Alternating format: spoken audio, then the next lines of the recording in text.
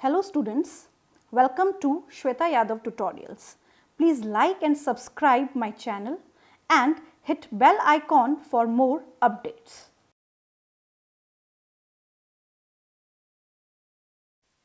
Application of biotechnology में जो next topic हम पढ़ेंगे दैट इज ट्रांसजेनिक एनिमल। तो एग्जैक्टली क्या होते हैं ट्रांसजेनिक एनिमल और इनकी यूटिलिटी क्या है हमारे लिए, यानी कि ट्रांसजेनिक एनिमल्स को हम प्रोड्यूस करते हैं और वो ह्यूमन वेलफेयर के लिए काम में लाए जाते हैं। सो फॉर एग्जाम्पल ये नॉर्मल एनिमल है और इस नॉर्मल एनिमल में डिजायर्ड जीन को इंसर्ट किया गया।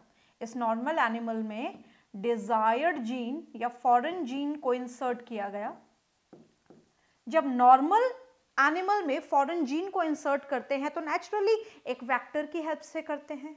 एनिमल में जब जीन ट्रांसफर किया जाता है तो वेक्टर की हेल्प से किया जाता है and the name of the vector is retrovirus. Retrovirus की हेल्प से किसी नॉर्मल एनिमल में जीन ट्रांसफर करके ट्रांसजेनिक एनिमल्स बनाए जाते हैं। तो ये जो एनिमल बनेगा इस एनिमल को हम बोलेंगे ट्रांसजेनिक एनिमल। एक बात जो हमेशा हमें ध्यान रखनी है कि जब भी हमें ट्रांसजेनिक एनिमल बनाना हो तो उसके लिए सबसे अच्छा तरीका है कि जीन ट्रांसफर को तब किया जाए जब वो पर्टिकुलर एनिमल एम्ब्रियोनिक स्टेज में हो या अर्ली स्टेजेस में हो अपनी लाइफ के, यानी कि जाइगोटिक स्टेज में हो या एम्ब्रियोनिक स्टेज में हो। अगर इस समय पे जीन ट्रांसफर किया जाएगा तो वो जो एनिमल है उसकी हर सेल में फॉरेन जीन होगा, तो that complete animal is known as transgenic animal. तो हमने ये ट्रांसजेनिक एनिमल बनाए। अब इसकी यूटिलिटी क्या है, कौन कौन से ट्रांसजेनिक एनिमल अभी तक हम बना चुके हैं, ये सारी चीजें हम डिटेल डिस्कस करेंगे। Animals that have had their DNA manipulated to possess and express an extra foreign DNA are known as transgenic animal. Transgenic animal वो एनिमल्स होते हैं जिन एनिमल्स में अपना खुद का डीएनए होता है, उस डीएनए को मैनिपुलेट किया जाता है, रिकॉम्बिनेंट डीएनए बनाया जाता है और रिकॉम्बिनेंट बनाने से उसका जो नॉर्मल डीएनए है उसमें बदलाव आ जाता है, उसमें मैनिपुलेशन आ जाता है। तो जिसको इंसर्ट किया जाता है उसको हम बोलते हैं एक्स्ट्रा जीन या फॉरेन जीन, और इसी तरीके से ट्रांसजेनिक एनिमल्स बनाए जाते हैं। Transgenic rats, rabbit, pigs, transgenic sheep, cow, fish have been produce. अभी तक बहुत सारे ट्रांसजेनिक एनिमल्स प्रोड्यूस किए जा चुके हैं। इसमें से जो सबसे ज्यादा ट्रांसजेनिक एनिमल हैं that is 95% of all existing transgenic animals are mice। सबसे ज्यादा एक्सपेरिमेंटल पॉइंट ऑफ व्यू से यूज किए जाने वाले, सबसे ज्यादा जिन पे एक्सपेरिमेंट किए जाते हैं, such animals are known as mice. इनको माइस या चूहे हम नॉर्मली बोलते हैं, ये 95% है, सबसे ज्यादा है ट्रांसजेनिक एनिमल की कैटेगरी में। अब यहाँ पे जो ट्रांसजेनिक एनिमल्स हैं इनके बेनिफिट्स क्या हैं? बेनिफिट्स का मतलब क्या है कि हमने हमारी ज़रूरत के हिसाब से एक एनिमल तैयार किया। उस एनिमल को तैयार करने में हमारा बेसिक मोटो क्या था, उद्देश्य क्या था उसको तैयार करने का, कि जब भी हम किसी भी जीन के बारे में जानना चाहते हैं, उसकी स्टडी करना चाहते हैं, उसकी फिजियोलॉजी, उसका फंक्शन देखना चाहते हैं, कोई वैक्सीन बनाना चाहते हैं, कोई बायोलॉजिकल प्रोडक्ट बनाना चाहते हैं, तो नेचुरली हमें जीन के बारे में पता होना चाहिए कि जब भी वो एक्सप्रेस होगा, जब भी उसका प्रोडक्ट बनेगा, जब भी वो कोई एंजाइम बनाएगा तो वो ह्यूमन वेलफेयर के लिए कैसे यूज में लाया जाएगा। इसीलिए अलग अलग फीचर्स में अलग अलग तरीके से ट्रांसजेनिक एनिमल को यूज किया जाता है। सो बेनिफिट्स क्या हैं ट्रांसजेनिक एनिमल्स के? पहला, normal physiology and development. Normal physiology and development को पता करने के लिए, अब किसकी फिजियोलॉजी एंड डेवलपमेंट को पता किया जा रहा है, इस बात को समझें। Transgenic animals can be used for study of how genes are regulated and affect the normal functions of the body and its development. Naturally, मान लीजिए हमने कोई ट्रांसजेनिक एनिमल यूज किया, हमने यहाँ यूज किया माइस। इस माइस में हमने फॉरेन जीन इंसर्ट किया और यहाँ पे इससे बना ट्रांसजेनिक माइस। ट्रांसजेनिक माइस जो है इसमें हमने फॉरेन जीन जो इंसर्ट किया है उस जीन का नेचुरली एक्सप्रेशन होगा। तो यहाँ पे जो फॉरेन जीन है, यहाँ पे जो ये फॉरेन जीन है, इससे mRNA बनेगा और mRNA से ये बनाएगा प्रोटीन, और प्रोटीन से नेचुरली कोई ना कोई एंजाइम या प्रोडक्ट बनेगा। तो ये जीन किस तरीके से फंक्शन कर रहा है, हम डायरेक्टली ह्यूमन पे ये चीज़ यूज़ नहीं कर सकते। मान लीजिए हमें उस जीन के बारे में पता करना है कि उससे क्या बॉडी पे प्रभाव होने वाला है, तो कोई भी ह्यूमन अपनी बॉडी पे इस तरीके का एक्सपेरिमेंट करना अलाउ नहीं करेगा। तो नेचुरली हम किसको यूज़ करेंगे, किसी एनिमल को यूज़ करेंगे।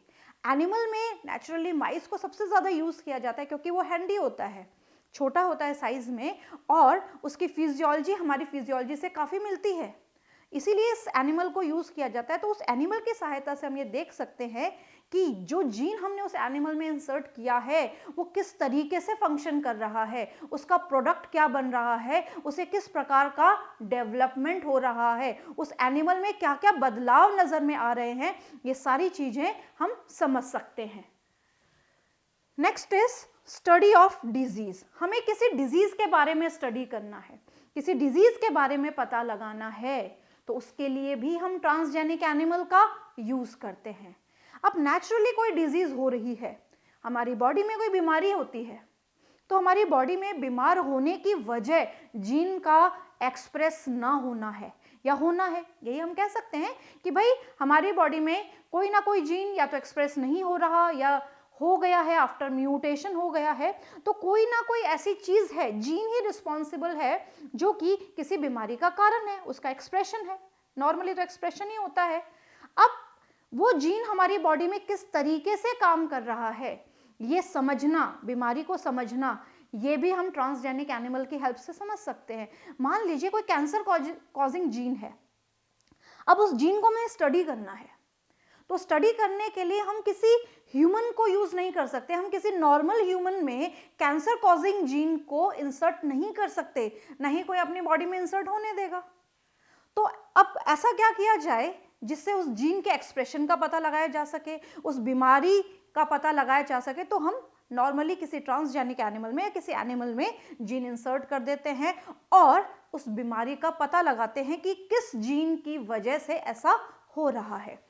So here today transgenic models exist for many human diseases such as cancer, cystic fibrosis and rheumatoid arthritis and Alzheimer's। बहुत सारी बीमारियों के लिए हमने यहाँ पे ट्रांसजेनिक एनिमल्स को यूज़ किया, बहुत सारी बीमारियों को स्टडी करने के लिए हमने यहाँ पे ट्रांसजेनिक एनिमल को यूज़ किया है। तो ये बहुत इंपॉर्टेंट है कि हम किसी ट्रांसजेनिक एनिमल की सहायता से किसी बीमारी का पता लगा सकते हैं। तो अभी तक हमने दो फंक्शन पढ़े ट्रांसजेनिक एनिमल के बेनिफिट्स में। पहला बेनिफिट कि we can easily detect the physiology, normal physiology and the development, and we can study the disease with the help of transgenic animal. Normal physiology and development में एक छोटा सा point skip हो गया है। यहाँ पे study of complex factors involve in growth such as insulin like growth factor. जैसे इंसुलिन लाइक ग्रोथ फैक्टर को समझने के लिए यहाँ पे नॉर्मली जीन इंसर्ट किया जाता है जो कि नॉर्मल फिजियोलॉजी एंड फंक्शन का ही या डेवलपमेंट का ही पार्ट है। नेक्स्ट हम बात करते हैं बायोलॉजिकल प्रोडक्ट्स। बायोलॉजिकल प्रोडक्ट्स को बनाने में भी ट्रांसजेनिक एनिमल की बहुत ज़्यादा यूटिलिटी है। So, transgenic animals that produce useful biological products, transgenic animal को useful biological products को बनाने के लिए काम में लाया जाता है। इसमें पहला जो प्रोडक्ट हम पढ़ने जा रहे हैं that is अल्फा-1 antitrypsin. Very very important, ये नाम आपको याद रखने हैं, अल्फा-1 एंटीट्रिप्सिन। अल्फा-1 एंटीट्रिप्सिन इंपॉर्टेंट है और ये ट्रांसजेनिक शीप की सहायता से बनाया जाता है, प्रोड्यूस इन ट्रांसजेनिक शीप। तो कई बार ये क्वेश्चन भी आ जाता है कि अल्फा-1 एंटीट्रिप्सिन को किसकी सहायता से बनाया जाता है, शीप की, ट्रांसजेनिक शीप की सहायता से बनाया जाता है। This is a transgenic sheep. अब यहाँ पे it is used to treat emphysema.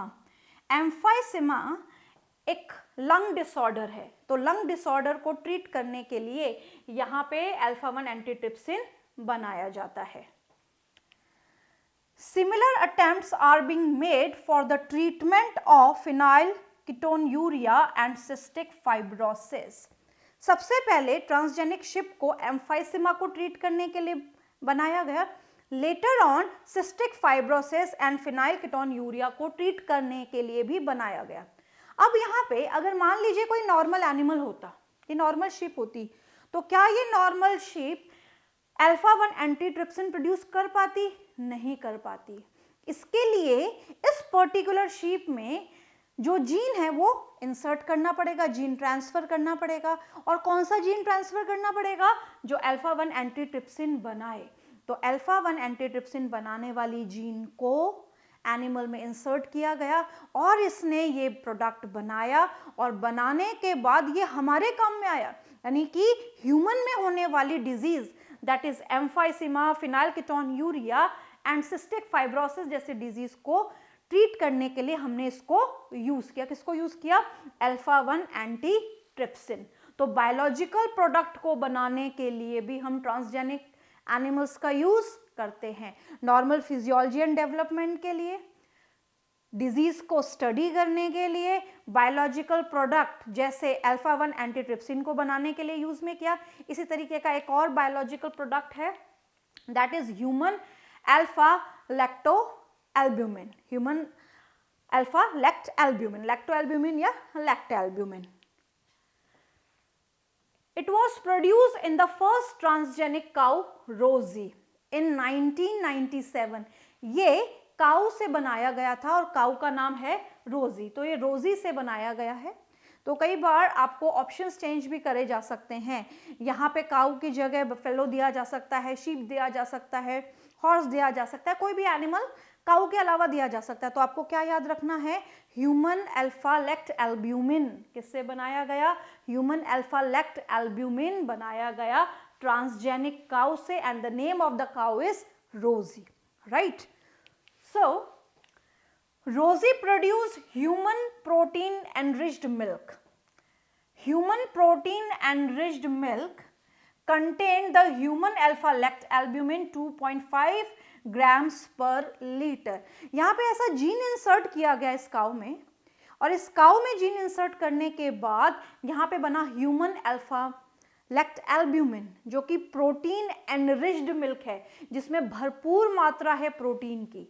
और इस प्रोटीन की इंपॉर्टेंस क्या है इसको भी हम आगे डिस्कस करेंगे। तो इसका मतलब क्या है कि इस पर्टिकुलर ट्रांसजेनिक एनिमल की हेल्प से, इस पर्टिकुलर ट्रांसजेनिक एनिमल की हेल्प से क्या बनाया गया?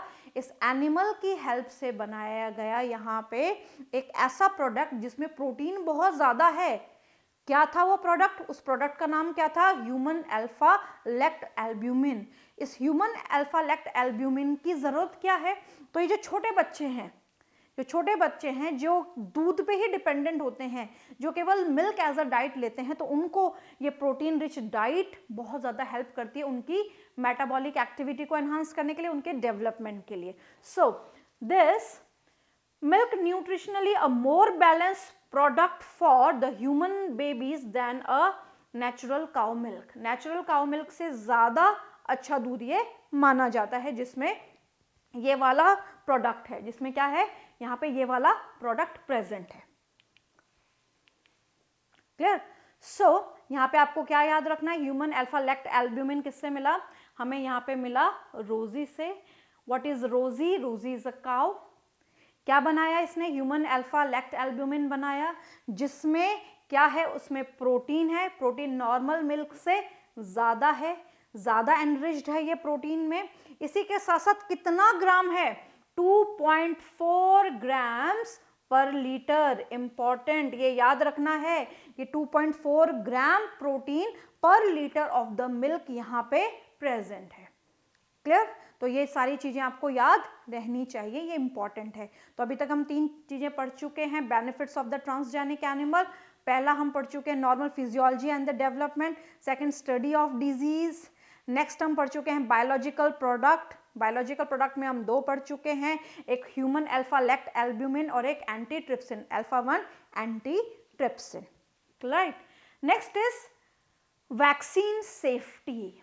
कोई वैक्सीन अगर हम लेते हैं, अगर किसी वैक्सीन का ट्रायल करना है, क्लिनिकल ट्रायल करना है, तो उसके लिए भी हम एनिमल को यूज़ करते हैं। कोई भी वैक्सीन ऐसा नहीं है कि किसी पैथ लैब में वो बनी या किसी फार्मा कंपनी में वो बनी और फार्मा कंपनी में वो बन के वहाँ पे वो सीधी मार्केट में आ गई, मार्केटिंग के बाद वो सीधी ह्यूमन में इंजेक्टेबल करने के लिए रेडी हो गई। ऐसा नहीं होता है। जब भी कोई वैक्सीन बनाई जाती है तो पहले एनिमल ट्रायल होता है, उसके बाद में ह्यूमन ट्रायल उस पर किया जाता है। तो यहाँ पे एनिमल ट्रायल जो क्लिनिकल ट्रायल है उसके लिए यहाँ पे ट्रांसजेनिक एनिमल्स यूज होते हैं। So transgenic mice are being used to test the safety of the vaccine, यानी कि ट्रांसजेनिक एनिमल्स को ये वैक्सीन दी जाती है ये टेस्ट करने के लिए कि ह्यूमंस के लिए वैक्सीन सेफ है या नहीं है। और इसमें एग्जाम्पल है पोलियो वैक्सीन का। इसमें कॉमन एग्जाम्पल किसका है? पोलियो वैक्सीन का। क्लियर? केमिकल सेफ्टी टेस्टिंग, एक है वैक्सीन सेफ्टी, एक है केमिकल सेफ्टी टेस्टिंग। केमिकल की सेफ्टी के लिए टेस्टिंग, यानी कि केमिकल हमारे लिए सेफ है या नहीं है, उसमें कोई टॉक्सिन तो प्रेजेंट नहीं है। So this is known as toxicity और सेफ्टी टेस्टिंग। ये टॉक्सिसिटी टेस्ट भी कहते हैं इसको या सेफ्टी टेस्टिंग भी कहते हैं। Transgenic animals are made that carry genes which make them more sensitive to toxic substances than a non-transgenic animals। मान लीजिए यहां पे कोई केमिकल सब्सटेंस है और इस केमिकल सब्सटेंस में कुछ टॉक्सिन्स प्रेजेंट है, इसमें टॉक्सिसिटी है बट वो टॉक्सिसिटी बहुत ही कम है। यहाँ पे क्या है? टॉक्सिसिटी है, वो बहुत ही कम टॉक्सिसिटी है। अब इस केमिकल सब्सटेंस को टेस्ट किया जाएगा, तो इसके लिए हम दो एग्जाम्पल लेके चलते हैं। एक हम लेके चलते हैं नॉर्मल एनिमल या नॉर्मल माइस, और एक हम लेते हैं ट्रांसजेनिक एनिमल या ट्रांसजेनिक माइस। ट्रांसजेनिक एनिमल या ट्रांसजेनिक माइस। अब यहाँ पे क्या लिखा है? Transgenic animals are more sensitive to toxic substances. Transgenic animals क्या है? मोर सेंसिटिव हैं, मोर सेंसिटिव, यानी कि ये ज्यादा सेंसिटिव है। किसके लिए? इस टॉक्सिक सब्सटेंस की टॉक्सिसिटी के लिए, यानी कि यहाँ पे जो भी टॉक्सिन्स हैं उनके लिए ज्यादा सेंसिटिव हैं। ज्यादा सेंसिटिव हैं तो यहाँ पे क्या होगा? सिम्टम्स अपीयर होंगे। यहाँ पे क्या होगा? सिम्टम्स अपीयर होंगे, सिम्टम्स दिखाई देंगे। क्लियर? बट वहीं अगर नॉर्मल कोई एनिमल केमिकल सब्सटेंस की टॉक्सिसिटी के कांटेक्ट में आता है तो यहाँ पे नेचुरली इन एनिमल्स में अपना इम्यून सिस्टम है, इन एनिमल्स में अपना जो इम्यून सिस्टम है वो इम्यून सिस्टम क्या करेगा? यहाँ पे इस पर्टिकुलर एनिमल को लेस सेंसिटिव बना देगा। तो यहाँ पे नॉर्मल एनिमल क्या होंगे? लेस सेंसिटिव होंगे, और यहाँ पे लेस सेंसिटिव होंगे तो यहाँ पे सिम्टम्स अपीयर नहीं होंगे। तो सिम्टम्स किस में अपीयर हुए? सिम्टम अपीयर होंगे ट्रांसजेनिक एनिमल्स में, क्योंकि ये ज्यादा सेंसिटिव हैं। क्लियर? और इसी को हम कहते हैं टॉक्सिसिटी या सेफ्टी टेस्टिंग। अब यहाँ पे ट्रांसजेनिक एनिमल्स जो हैं वो ज्यादा सेंसिटिव क्यों हैं? ये क्वेश्चन है। कि इसलिए है क्योंकि जब फॉरेन जीन किसी ट्रांसजेनिक एनिमल में इंसर्ट किया जाता है तो उस पर्टिकुलर एनिमल का इम्यून सिस्टम वीक कर दिया जाता है। जब एक पर्टिकुलर एनिमल का इम्यून सिस्टम वीक हो जाता है तो वहां पे ये सेंसिटिविटी किसी भी केमिकल के अगेंस्ट आ जाती है।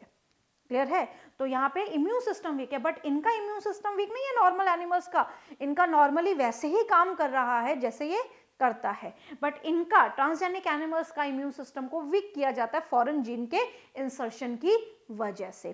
तो यहाँ पे हमने पढ़ा कि किस तरीके से ट्रांसजेनिक एनिमल्स की यूटिलिटी है, किस लिए ट्रांसजेनिक एनिमल्स यूज किए जाते हैं, what are the benefits of transgenic animals.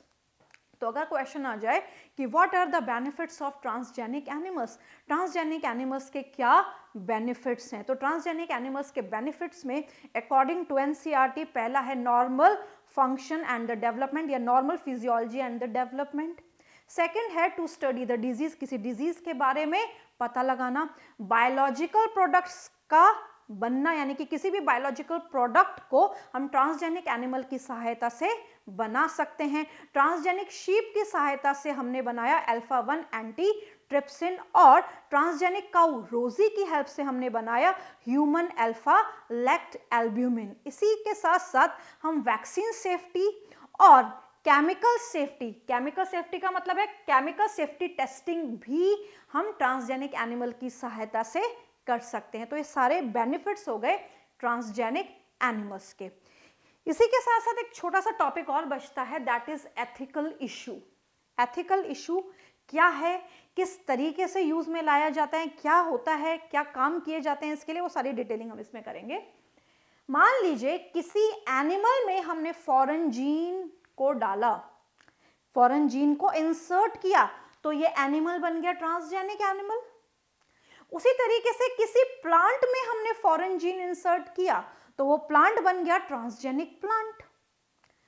अब जब भी हम फॉरेन जीन इंसर्ट करते हैं, चाहे वो एनिमल में करें या प्लांट में करें, और बाय चांस उस एनिमल की डेथ हो जाती है, तो ये क्या बहुत अच्छी बात है कि हम अपने वेलफेयर के लिए किसी एनिमल या प्लांट को मार रहे हैं। हम अपनी सुविधाओं के लिए, एक क्लिनिकल ट्रायल के लिए हम एनिमल्स को ख़त्म कर रहे हैं, तो ये एथिकल नहीं है। क्लियर? तो इसी के लिए यहाँ पे हम पढ़ते हैं एथिकल इशू।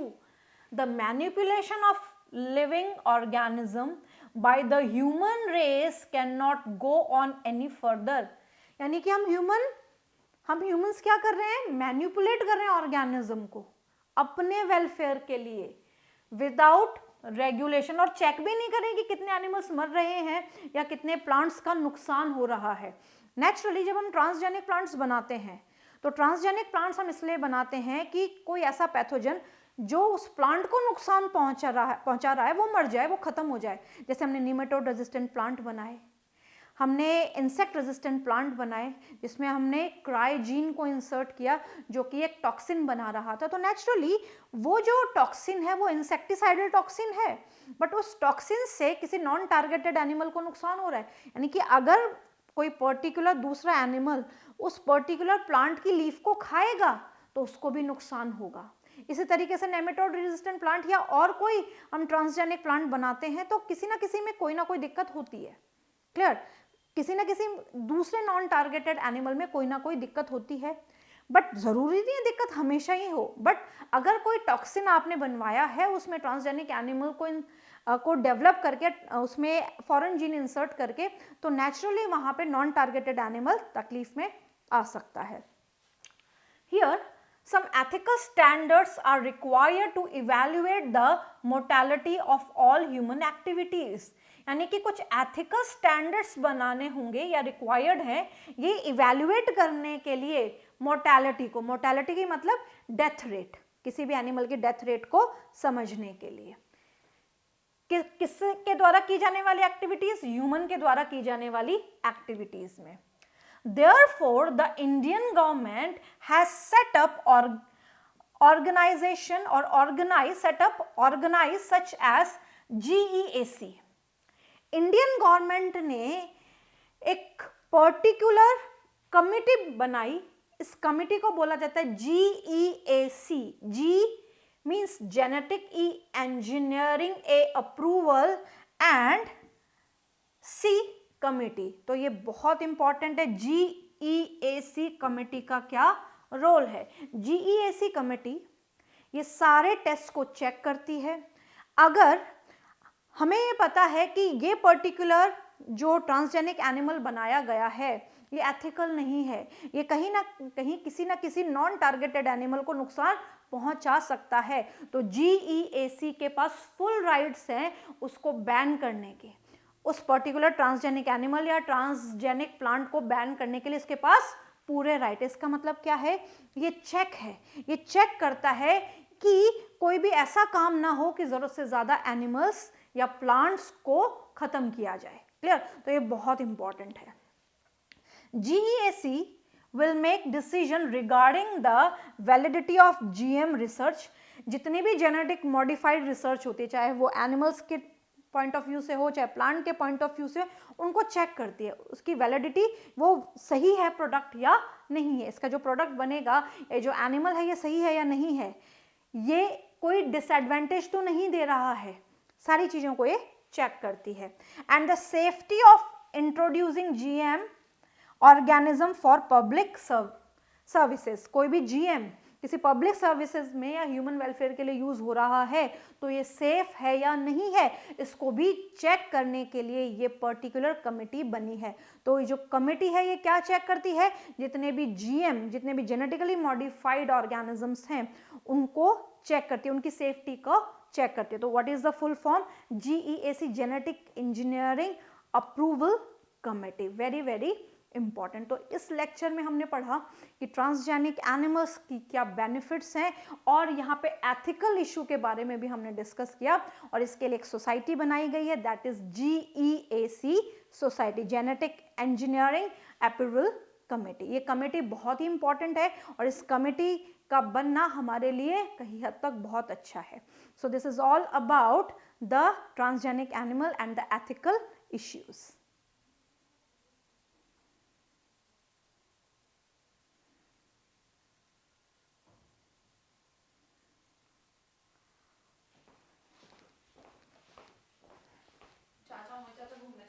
कहाँ पे?